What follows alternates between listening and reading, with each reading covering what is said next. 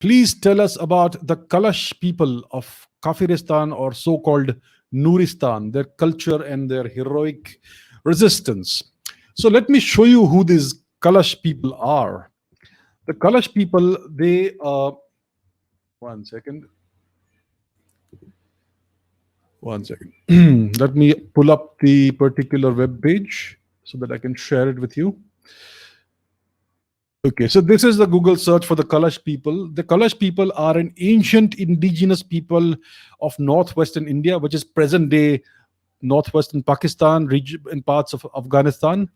The region of Pakistan is called Chitral. It is west of Gilgit Baltistan. Pakistan occupied Gilgit Baltistan. And the region of Afghanistan is present day Nuristan. They call it Nuristan now. It was earlier called Kafiristan because these people held on to their ancient beliefs. And when it was sanitized and the ancient beliefs were stamped out, it was called Nuristan, the land of light. So these are the people of the Kalash people.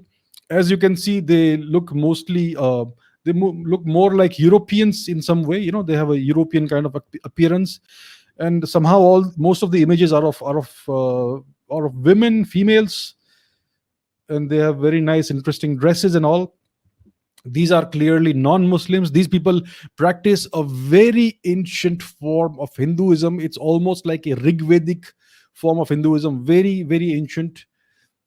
And so these are the people. They're a very small group in this region. It is a bunch, like about 3 or 4 valleys in the high mountains in this region, and because they are so isolated, that's why they have been able to escape the brutality of the foreign occupation, and they have been able to thus far, to some extent, preserve the culture.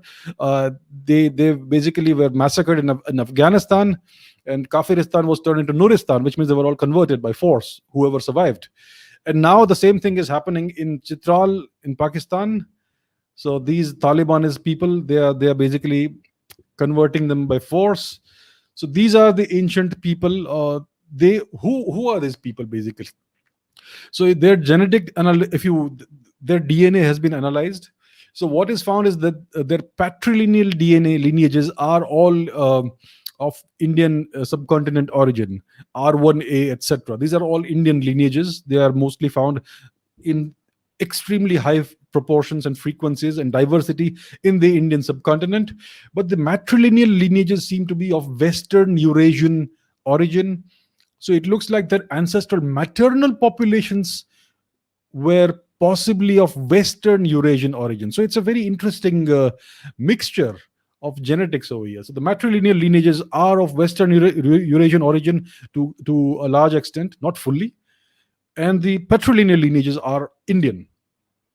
And the culture is an ancient form of Hinduism. So it's clear that they have been isolated and they've been practicing this culture for a very long time, for several thousand years. Some of them nowadays believe that they are the descendants of Greek soldiers of Alexander, etc. DNA analysis shows that this is just a myth. It's just a belief. There is no DNA evidence that in any way bears that out. So these are essentially an ancient Indian group with some of basically female foreign lineages, Western Eurasian lineages that also in antiquity might have been Indian in origin, because as you know, Indians have been going westwards out of India for nearly 10,000 years. So it's a very interesting population. They still, to some extent, practice their original culture, their indigenous culture, but in recent times, in the past 2 or 3 decades, the forced conversions have been intensifying. The frequency is increasing, and it looks like this beautiful ancient culture may not last for a very long time. So that is the truth about the Kalash people. That's who they are. It's a sad story. It's a tragic story. It looks like they may soon get assimilated into the mainstream Pakistani population and culture. I hope that doesn't happen. I hope that they're able to continue. I mean, the world is beautiful when there's so much diversity. A monoculture is dull, boring, and insipid. You want diversity of cultures and traditions and beliefs, and that's what makes the world interesting. You go to a new place, there's something new to see every time, instead of seeing the same old everywhere. So I hope that this very interesting and very beautiful ancient culture survives. I hope it is preserved, but the future doesn't look that great for them.